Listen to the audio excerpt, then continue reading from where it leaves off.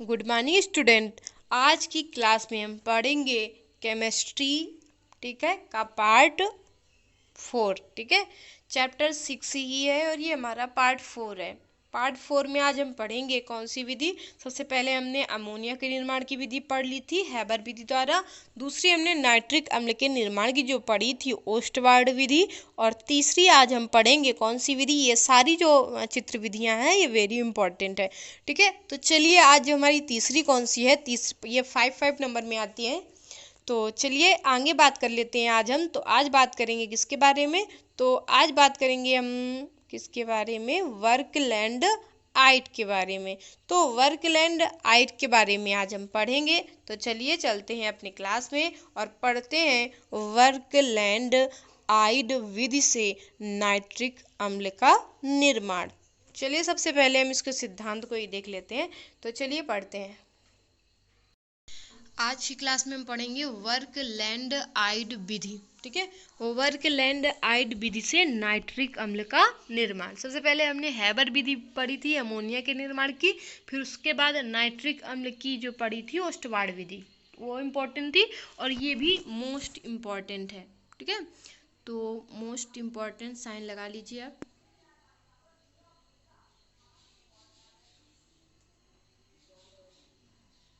ये भी परीक्षा में काफी पूछी जाने वाली है। ठीक है, तो इम्पोर्टेंट है अपक्रिया। तो पढ़ते हैं वर्कलैंड आइड विधि से नाइट्रिक अम्ल का निर्माण।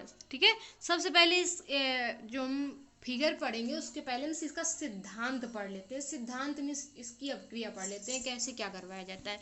ठीक है, तो चलिए सबसे पहले क्या होता है कि सबसे पहले हम नाइट्रोजन और ऑक्सीजन गैस को ले लेते हैं। ये ऑक्सीजन को वायु भी बोलते हैं, नाइट्रोजन और वायु को लेते हैं, इन दोनों को आपस में मिलाते हैं तो अभिक्रिया होती है। अभिक्रिया होती तो बनता क्या है, 2NO। ये देखिए आपको जो बराबर का चिन्ह लग रहा है ये रिएक्शन का चिन्ह है। ठीक है, आप सही बना लीजिएगा इस तरह से ये। ठीक है, ये इस तरह का साइन क्यों लगता है, देखिए जब भी ये इस तरह का साइन लगता है मतलब अभिक्रिया कैसी होती है, उत्क्रमणीय होती है। मतलब ये अभिक्रिया दोनों दिशाओं में हो सकती है। इससे हम ये बना सकते हैं और इधर से हम ये फिर से बना सकते हैं। ठीक है, तो इसका मतलब ये जो अभिक्रिया है ये कैसी अभिक्रिया है, ये एक उत्क्रमणीय अभिक्रिया है। सबसे पहला स्टेप होता है सिद्धांत में, सबसे पहले यही करते हैं। N2 की जब अभिक्रिया हम O2 से करवाते हैं तो हमारा 2NO बन जाता है, मतलब नाइट्रिक ऑक्साइड बन जाता है। जब नाइट्रिक ऑक्साइड बन जाता है तो फिर से हम इसकी वायु के साथ अभिक्रिया करवाते हैं। ये देखिए यहाँ पे 43.2 कैलोरी हमें क्या होती है, ऊष्मा भी मिलती है, ऊर्जा भी मिलती है। ठीक है, अब देखिए ये जो NO होता है नाइट्रिक ऑक्साइड होता है, इसकी हम फिर से ऑक्सीजन के साथ क्रिया करवाते हैं तो बन जाता है नाइट्रोजन डाई ऑक्साइड। क्या बन जाता है, नाइट्रोजन डाई ऑक्साइड। अब ये जब नाइट्रोजन डाई ऑक्साइड प्राप्त होता है तो हम उसकी अपक्रिया किससे करवा देते हैं, जल से करवा देते हैं। जब नाइट्रोजन डाइऑक्साइड की अपक्रिया जल के साथ करवाते हैं तो हमें मिलता है नाइट्रिक अम्ल और नाइट्रस अम्ल। HNO2 को नाइट्रस अम्ल, HNO3 को नाइट्रिक अम्ल। ठीक है, यहाँ सब जगह पे ये लगाना है आपको। ठीक है, रिवर्सिबल का साइन लगाना है, लगा लीजिएगा रिएक्शन में। यहाँ पे भी रिवर्सिबल का साइन लगाना है। ठीक है, तो देख लीजिए ये दोनों चीजें में प्राप्त हो जाती हैं। अब देखिए नाइट्रिक अम्ल हमें कुछ अंश तक मिला है, कुछ पार्ट जो होता है वो तो इसमें मिला है, क्या, HNO2 मतलब नाइट्रस अम्ल का मिला है। तो हम क्या करते हैं, नाइट्रस अम्ल को फिर से इसको तोड़ते हैं, फिर से इसकी अपक्रिया करवाते हैं। तो हम 3 अणु किसके ले लेते हैं, नाइट्रस अम्ल के ले लेते हैं और इसका फिर से अपक्रिया जब ये अभिक्रिया करवाते हैं तो फिर से ये टूट जाता है। यहाँ पे भी साइन लगाना, उत्क्रमणीय अपक्रिया। ये टूटता है किसमें किसमें, तो HNO3, 2NO और H2O में। तो इस प्रकार से हमें जो नाइट्रिक अम्ल होता है वो प्राप्त हो जाता है। तो ये नाइट्रिक अम्ल का सिद्धांत था। सिद्धांत मीन्स अभिक्रिया किस प्रकार से करवानी है, ये इसका सिद्धांत है। अब चलिए हम चलते हैं अपने फिगर पे। ठीक है, तो फिगर को भी देख लेते हैं। देखिए ये बना हुआ है, आपको फिगर दिख रहा है, ये बना हुआ है, ये है वर्कलैंड आइड विधि से नाइट्रिक अम्ल। ठीक है, सबसे पहले हम क्या करते हैं, तो सबसे पहले एक ब्लोअर होता है, क्या होता है, ब्लोअर। दिख रहा है आपको। सबसे पहले ये ब्लोअर है हमारा, ब्लोअर से ही हम क्या प्रवेश करवाते हैं, N2 प्लस वायु, मतलब N2 प्लस O2, ठीक है। इस ब्लोअर की सहायता से अंदर जाती है, और जब ये अंदर जाती है, ठीक है, अंदर हम इसकी सहायता से N2 और O2 को किसकी सहायता से, तो ब्लोअर की सबसे पहले हम चित्र विधि देख लेते हैं, ठीक है। सबसे पहले चित्र विधि में क्या लिखेंगे, सर्वप्रथम एक ब्लोअर होता है, ब्लोअर का हम संबंध किससे कर देते हैं, आर्क कक्ष से कर देते हैं। आर्क कक्ष का संबंध हम किससे कर देते हैं, तो शीतलक से कर देते हैं। शीतलक का संबंध बॉयलर से कर देते हैं। बॉयलर का संबंध आक्सीय कारक टावर से कर देते हैं, और आक्सीय कारक टावर का संबंध हम अवशोषण टावर से कर देते हैं।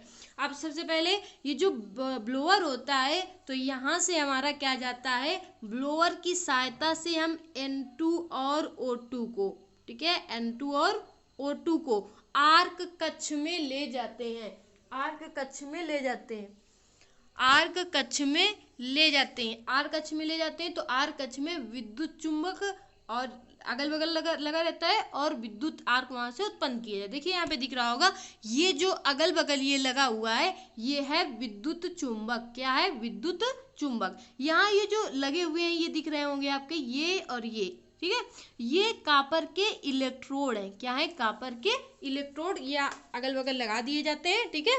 तो ये कॉपर के इलेक्ट्रोड लगा दिए गए हैं, और देखिए कॉपर के इलेक्ट्रोड लगे हुए हैं, तो जब ये N2 और O2 को हम ब्लोअर की सहायता से यहाँ पे प्रवेश करवाते हैं, आर्क कक्ष में प्रवेश करवाते हैं, जब आर्क कक्ष में ये प्रवेश करता है, तो यहाँ पे जो कॉपर के इलेक्ट्रोड होते हैं, लगे होते हैं आसपास, ये कॉपर के इलेक्ट्रोडों के द्वारा विद्युत धारा प्रवाहित होती है, और जब विद्युत धारा प्रवाहित होती है, विद्युत आर्क उत्पन्न होता है, ये विद्युत धारा प्रवाहित होती है, तो क्या होता है, यहाँ पे जो N2 और O2 होता है वो आपस में मिलकर NO बना लेता है। क्या बनाता है यहाँ पे क्रिया करके, NO, ठीक है, नाइट्रिक ऑक्साइड। और जब नाइट्रिक ऑक्साइड बनता है, तो यहाँ पे जो ताप होता है वो लगभग बहुत ज़्यादा होता है, क्योंकि यहाँ पे विद्युत आर्क उत्पन्न होता है, ठीक है, कॉपर के इलेक्ट्रोडों द्वारा। तो यहाँ पे जो ताप हो जाता है वो लगभग बहुत ज़्यादा होता है। कितना ज़्यादा होता है, तो लगभग होता है 2000 सेंटीग्रेड।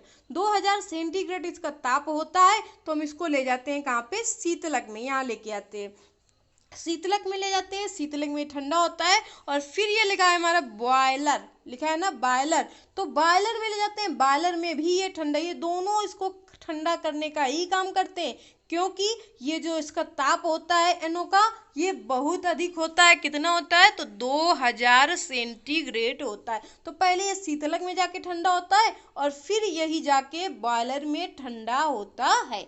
जब ठंडा हो जाता है, लगभग इसका ताप जो होता है काफ़ी कम हो जाता है, तब ये जाता है किसमें, आक्सीय कारक टावर में। यहाँ से ये नली है, नली की सहायता से कहाँ जाता है, तो आक्सीय कारक कहाँ जाता है, टावर में। और आक्सीय कारक टावर बिल्कुल खाली होता है, इसलिए यहाँ पे वायु भरी रहती है। क्या भरी रहती है, वायु। तो जो नाइट्रिक ऑक्साइड है, ये वायु के साथ क्रिया करके क्या बनाता है, नाइट्रोजन डाइऑक्साइड। देखिए यहाँ पे लिखा हुआ है, ये देखिए, नाइट्रोजन डाइऑक्साइड बनाता है। और जब ये नाइट्रोजन डाइऑक्साइड जाती है नली की सहायता से, कहाँ पे प्रवेश करती है, अवशोषण टावर में। तो अवशोषण टावर में ये क्वार्टज टुकड़े रखे रहते हैं, ऊपर से जल गिरता रहता है। ये दिखाई पड़ रहा है यहाँ पे, ये जल ऊपर से गिरता रहता है, और यहाँ पे ये क्वार्टज के टुकड़े रखे रहते हैं। जब ये क्वार्टज के टुकड़े रखे रहते हैं, यहाँ से जब हमारी जो NO2 जाती है, ऊपर से जल गिरता रहता है, तो एकदम से दोनों आपस में नहीं मिलते हैं, धीरे धीरे करके वो जल ऊपर से आता है, और यहाँ पे ये जो है धीरे से NO2 जाती है। तो दोनों के बीच अब क्रिया होती है, तो बनता है HNO3, ठीक है, और साथ में नाइट्रस अम्ल भी बनता है, ठीक है। नाइट्रस अम्ल और जो हमारी होती है कौन सी, नाइट्रिक अम्ल। नाइट्रिक अम्ल नीचे जम जाती है, बैठ जाती है, नाइट्रस अम्ल होता है। नाइट्रस अम्ल को फिर से, नाइट्रस अम्ल क्या होता है, तो हम नाइट्रस अम्ल की फिर से अभिक्रिया करवाते हैं, ठीक है। फिर से जब नाइट्रस अम्ल की अभिक्रिया करवाते हैं, तो उसमें क्या प्राप्त होता है, तो उसमें नाइट्रोजन के ऑक्साइड, मतलब नाइट्रोजन डाइऑक्साइड प्राप्त होती है, और नाइट्रिक अम्ल और जल प्राप्त होता है। तो इस प्रकार से जो पूर्ण रूप से हमें तनु नाइट्रिक अम्ल होता है वो प्राप्त हो जाता है। तो देख लीजिए यहाँ पे लिखा हुआ है, ये तनु नाइट्रिक अम्ल जो है, ये ठीक है। तो तनु नाइट्रिक अम्ल हमें पूर्ण रूप से प्राप्त हो जाता है। तो इस प्रकार से हमें नाइट्रिक अम्ल प्राप्त हो जाता है। तो ये थी क्रिया हमारी किसकी, वर्कलैंड आइड विधि की। ठीक है, तो इसे अच्छे से बना लीजिएगा। इसका फिगर यहाँ पे तो थोड़ा सा अच्छा नहीं बना है, लेकिन आप अपनी कॉपी में अच्छे से बना लीजिएगा फिगर को।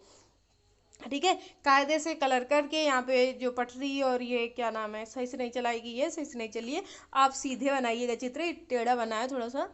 ठीक है, तो आप अच्छे से चित्र को बनाइएगा और फिर इसी से चित्र अगर आपको समझ में आ गया, अच्छे से समझ लीजिएगा, फिर इसको लिखिएगा। अब देखिए आगे थ्योरी लिख दी है, वैसे थ्योरी की बात कर लेते हैं। तो देख लीजिए, सबसे पहले चित्र विधि आपको दिख रही है, देखिए यहाँ पे लिखा हुआ है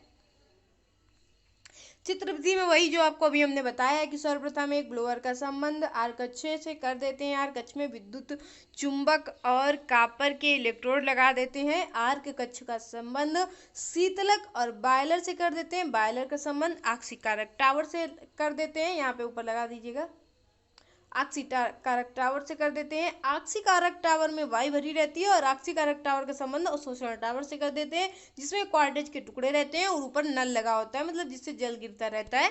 ठीक है, तो आगे चलते हैं, आगे बात कर लेते हैं।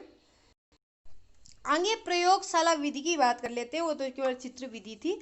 अब प्रयोगशाला विधि की बात करें तो देखिए, सर्वप्रथम ब्लोअर की सहायता से हम N2 और O2 नाइट्रोजन ऑक्साइड और ऑक्सीजन को आर्क कक्ष में प्रवेश कराते हैं। इलेक्ट्रोडों द्वारा विद्युत धारा प्रवाहित होती है, विद्युत आर्क प्रवाहित होता है। तो N2 और O2 आपस में अपक्रिया करके NO बनाते हैं। ठीक है, मतलब नाइट्रिक ऑक्साइड बनाते हैं। NO को शीतलक और बॉयलर में ले जाते हैं और ठंडा करते हैं कि इसका ताप काफ़ी कम हो जाए, क्योंकि वहाँ पे जो ताप होता है वो लगभग कितना होता है, ज़्यादा होता है। कितना होता है लगभग, क्योंकि इसका ताप जो होता है वो बहुत ज़्यादा, लगभग 2000 कितना होता है सेंटीग्रेड, यहाँ पे सेंटीग्रेड लिख दीजिएगा। ठीक है, अतः जब नाइट्रिक ऑक्साइड ठंडी हो जाती है तो इसे आक्सीकारक टावर में ले जाते हैं, जहां वायु भरी रहती है। तो ये क्रिया करके नाइट्रोजन डाइऑक्साइड बनाता है। अब इसे अवशोषण टावर में ले जाते हैं, जहां क्वार्टज के टुकड़े रखे रहते हैं और ऊपर से फव्वारा गिरता रहता है और अब क्रिया होती है तो नाइट्रिक अम्ल और नाइट्रस अम्ल बनता है। फिर नाइट्रस अम्ल की क्रिया होती है तो तनु नाइट्रिक अम्ल नाइट्रिक ऑक्साइड जल बनता है। तो इस प्रकार हमें तनु नाइट्रिक अम्ल प्राप्त हो जाता है। ठीक है, तो इस तरह हमें क्या प्राप्त हो जाता है, तनु नाइट्रिक अम्ल प्राप्त हो जाता है। अब देखिए कुछ इसके भौतिक गुणों की भी बात कर लेते हैं। नाइट्रिक अम्ल के भौतिक गुण क्या होते हैं, तो नाइट्रिक अम्ल का पहला भौतिक गुण होता है ये कि यह एक रंगहीन द्रव होता है। ये कैसा होता है, यह एक रंगहीन द्रव होता है और इसका क्वथनांक 78.8 सेंटीग्रेड। ठीक है, और हिमांक 41.9 सेंटीग्रेड लगा लीजिएगा यहाँ पे चिन्ह। ठीक है, सेंटीग्रेड होता है। तीसरा नंबर, यह जल में कैसा होता है, तो यह जल में मिश्रणीय होता है। ये जल में कैसा होता है, तो यह जल में मिश्रणीय होता है। ठीक है, आगे चलिए, आगे बात कर लेते हैं। आगे हम रासायनिक गुण पढ़ लेते हैं। तो देखिए रासायनिक गुण हमारा पहला क्या है, पहली है अम्लीय प्रकृति। ठीक है, अम्लीय प्रकृति पहले। तो देखिए जब सोडियम हाइड्रोक्साइड की क्रिया जब हम नाइट्रिक अम्ल के साथ करवाते हैं, ठीक है, ये रिवर्सिबल साइन है, लगा लीजिएगा यहाँ पे इस तरह से ये। ठीक है, मतलब दोनों तरफ क्रिया होती है इसमें। तो देख लीजिए NaOH प्लस HNO3 जब आपस में क्रिया करते हैं तो बनाते क्या हैं, सोडियम नाइट्रेट और जल बनता है। तो ये जो है ये अम्लीय प्रकृति को दर्शाता है। ठीक है, ये अम्लीय प्रकृति को दर्शाता है। ठीक है, आगे बात करते हैं दूसरे में। तो दूसरी हमारा क्या है, आक्सीकारक गुण। ये आक्सीकारक गुण भी दर्शाता है HNO3। देख लीजिए 2HNO3। ठीक है, तो 2HNO3 क्या बनता है, 2NO, यहाँ पे भी रिवर्सिबल का साइन है, आप लगा लीजिएगा, एक मिनट, रिवर्सिबल साइन दोनों तरफ है, लगा लीजिएगा।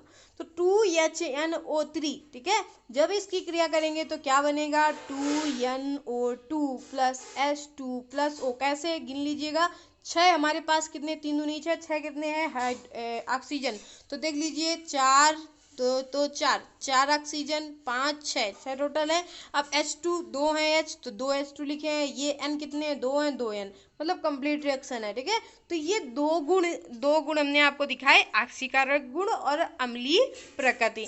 अब देखिए अगर इनके उपयोग की बात करते हैं तो उपयोग इनके आपको पिछले वाले जो पढ़ाई थी, क्या पढ़ाई थी, ओस्टवार्ड विधि, उसमें इसके उपयोग करवा दिए गए थे। भौतिक गुण और रासायनिक गुण नहीं करवाए थे, तो भौतिक गुण रासायनिक गुण हमने इसमें करवा दिए हैं, और जो उपयोग है उससे लिख दीजिएगा, क्योंकि नाइट्रिक अम्ल दोनों ही नाइट्रिक अम्ल है, तो दोनों में सेम भौतिक गुण, सेम रासायनिक गुण और सेम उपयोग रहेंगे। ठीक है, अब चलते हैं, बात कर लेते हैं।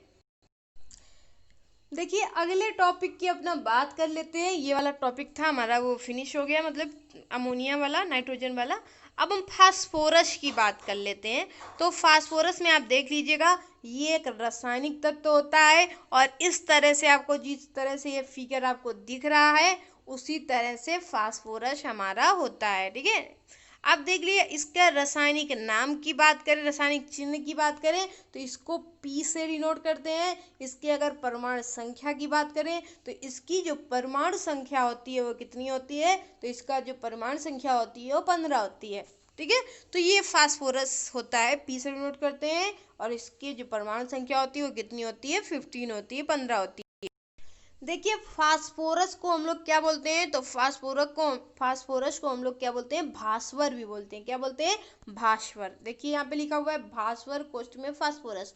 तो भास्वर एक रासायनिक तत्व है, हमने अभी ऊपर पढ़ा, जिसका संकेत P है।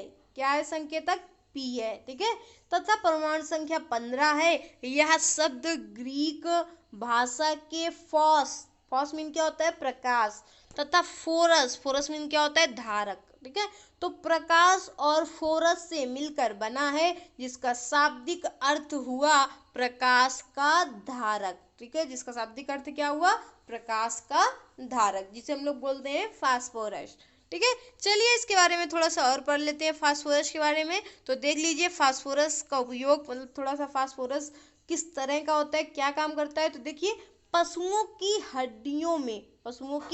हड्डियों में जो 56% कैल्शियम पाया जाता है, वो कैल्शियम फास्फेट पाया जाता है। जो पशुओं की अगर हड्डियों की बात करें तो पशुओं की हड्डियों में 56% कैल्शियम फास्फेट पाया जाता है। जंतुओं तथा पौधों के लिए यह एक अनिवार्य तत्व है। इसका अस्तित्व कई जैव अवयवों में भी मिलता है। इसकी जो खोज किसने की थी तो वो भी देख लेते हैं। तो देखिए सन 1669 में, किस सन में, सन 1669 में हैम्बुर्ग के व्यापारी थे, उनका नाम था हेनिंग ब्रांड। क्या नाम था, हेनिंग ब्रांड।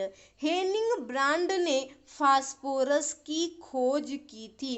किस सन में की थी, 1669 ईस्वी में। 1669 ईस्वी में हैम्बुर्ग के व्यापारी हेनिंग ब्रांड ने फास्फोरस की खोज की थी। चलिए आगे पढ़ लेते हैं। तो देखिए अगला जो हमारा नंबर है वो है फास्फोरस के अपर रूप। तो हम फास्फोरस के अपर रूपों की भी बात कर लेते हैं। देखिए फास्फोरस के जो अपर रूप हैं उनका जो फिगर है वो आपके सामने बना हुआ है, ये देख लीजिए। ये थोड़ा सा पीला और सफ़ेद कलर का दिख रहा है, ये लाल है, और ये कैसा है, भूरा है, और ये काला टाइप में है। ठीक है,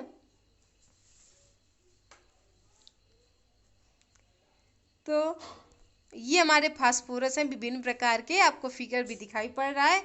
अब देख लीजिए, तो हम नीचे देख लेते हैं, यहाँ पे लिखा भी है, देख लीजिए विभिन्न रंगों के फास्फोरस। अब देख लीजिए फास्फोरस के जो अपर रूप है वो कितने प्रकार के होते हैं वो देख लेते हैं। तो फास्फोरस के जो 5 अपर रूप होते हैं, कितने होते हैं, 5 अपर रूप। पहला कौन सा, पहला लिखा है उसे ही श्वेत बोलते हैं, उसे ही पीला बोलते हैं, श्वेत या पीला फास्फोरस। दूसरा कौन सा, लाल फास्फोरस। तीसरा होता है सिंदूरी फास्फोरस, और चौथा होता है काला फास्फोरस, और पांचवा होता है बैगनी फास्फोरस। ये 5 प्रकार के फास्फोरस होते हैं, लेकिन हमारे जो सिलेबस में है ये अब सब नहीं है। हमारे सिलेबस में अगर बात करता है, थोड़ा सा बात करता है, वो भी ज़्यादा नहीं, तो श्वेत या पीला फास्फोरस, मतलब सफ़ेद या पीला फास्फोरस ही काम आता है। ठीक है, तो चलिए आगे हम बात करते हैं। श्वेत या पीला फास्फोरस है हमारा। आगे देख लीजिए, श्वेत फास्फोरस की अगर बात करें सफेद फास्फोरस की, तो सफेद फास्फोरस मोम, क्योंकि सफेद फास्फोरस ही आता है हमारे उसमें, ज्यादा पूछा ही नहीं जाता और कोई। तो देख लिए थोड़ा सा श्वेत फास्फोरस के में थोड़ा सा पढ़ लेते हैं, हेडिंग यहाँ पे डाल दीजिएगा, हमने नहीं डाली है श्वेत फास्फोरस। श्वेत फास्फोरस मोम जैसा मुलायम होता है। कैसा होता है? मोम जैसा मुलायम होता है और रवेदार पदार्थ होता है। कैसा होता है? उसमें रवे रवे की तरह पड़े होते हैं, रवा जैसे आप लोग जानते हैं उसी तरह उसके दाने होते हैं। तो श्वेत फास्फोरस या सफेद फास्फोरस मोम जैसा मुलायम रवेदार पदार्थ होता है। इसमें गंध कैसी आती है? तो इसमें लहसुन जैसी गंध होती है, तथा प्रकाश में अगर हम इसे छोड़ दें तो ये क्या होता है, जैसे ही मगर इसे हम प्रकाश में सफेद फास्फोरस को छोड़ते हैं तो इसका जो रंग होता है वो धीरे धीरे पीला हो जाता है। पीला हो जाता है, इसलिए इसे हम लोग पीला फास्फोरस भी कहते हैं। क्या बोलते हैं? पीला फास्फोरस। पीला फास्फोरस की बात करें तो पीला और सफेद एक ही फास्फोरस होता है, इसे P4 से डिनोट करते हैं। ठीक है, तो देख लीजिए इसका जो द्रवनांक होता है, ठीक है, वो कितना होता है? द्रवनांक मतलब गलनांक, इसका गलनांक होता है 44.1 सेंटीग्रेड, यहाँ पे सेंटीग्रेड लिख लीजिएगा, तथा क्वथनांक 280.5 सेंटीग्रेड होता है। यह जल में अविलेय होता है तथा कार्बन डाइसल्फाइड CH2, ठीक है, में विलेय होता है। यह एक कैसा पदार्थ होता है? तो यह एक जहरीला पदार्थ होता है। अगर फास्फोरस को खा लिया जाए तो क्या होता है? ये जहर का काम करता है। ठीक है, जहरीला पदार्थ होता है और इसे खाने से, ठीक है, लोगों की क्या होती है? मृत्यु हो जाती है। तो इस प्रकार से ये जहरीला पदार्थ भी होता है। अब देख लीजिए हमने पढ़ लिया फास्फोरस के बारे में, जो श्वेत फास्फोरस के बारे में, ज़्यादा तो हमारे उसमें नहीं है इसमें टॉपिक में। तो चलिए, और बाकी कोई फास्फोरस आपके टॉपिक में नहीं है, मतलब आपको नहीं पढ़ना है। ठीक है, तो देख लीजिए थोड़ा सा हमने पढ़ लिया श्वेत फास्फोरस के। अब हम इसके यौगिकों के बारे में बात कर लेते हैं थोड़ा सा। देख लीजिए यहाँ पे ये लिखा है फास्फोरस के यौगिक। अब देख लीजिए फास्फोरस के यौगिक की बात कर लेते हैं। तो फास्फोरस ऑक्सीजन, हाइड्रोजन, क्लोरीन, गंधक। ठीक है, ये जो फास्फोरस होता है ये क्या होता है? ऑक्सीजन के साथ, हाइड्रोजन के साथ, क्लोरीन के साथ, गंधक, ठीक है, तथा धातुओं के साथ मिलकर क्रमशः ऑक्साइड, हाइड्रोक्साइड, क्लोराइड, सल्फाइड तथा फास्फाइड यौगिक बनाता है। देखिए किसके किसके साथ मिलकर बनाता है? तो ऑक्सीजन के साथ, हाइड्रोजन के साथ, क्लोरीन के साथ, गंधक, गंधक को क्या बोलते हैं? सल्फर, सल्फर के साथ, तथा अन्य धातुओं के साथ मिलकर क्रमशः ऑक्साइड, हाइड्रोक्साइड, क्लोराइड, सल्फाइड तथा फास्फाइड यौगिक बनाता है। ऑक्साइडों को पानी में घुलाने से, ठीक है, फास्फोरस के अम्लों की प्राप्ति भी होती है। ऑक्साइडों में फास्फोरस पेंटाहाइड्राइड, ठीक है, फास्फोरस यहाँ पे लिख दीजिएगा। ऑक्साइडों में फास्फोरस पेंटाऑक्साइड, हाइड्राइड में फास्फीन और हैलाइडों में फास्फोरस पेंटाक्लोराइड PCl5। ठीक है, सल्फाइडों की बात करें तो सल्फाइडों में फास्फोरस पेंटासल्फाइड, ठीक है, P2S5 भी इसे बोल सकते हैं या P4S10 भी बोल सकते हैं। ठीक है, मतलब P410 मतलब 10 होता है। ठीक है, मतलब 2 का गुणा करते हैं कितना हो जाएगा? 10 हो जाएगा। तो इन दोनों को फास्फोरस पेंटासल्फाइड ही बोलते हैं, चाहे वो P2S5 हो और चाहे वो हो कितना? P4S10। ठीक है, तो ये अधिक महत्व के होते हैं। तो ये मेन हमें पढ़ना कौन सा है? सबसे पहले हमें पढ़ना होगा फास्फीन, आगे फास्फोरस पेंटाक्लोराइड और फास्फोरस पेंटासल्फाइड के बारे में अगर थोड़ा सा पढ़ना चाहें तो पढ़ सकते हैं। तो चलिए सबसे पहले अब पढ़ेंगे किसके बारे में? तो हम पढ़ेंगे अब फास्फीन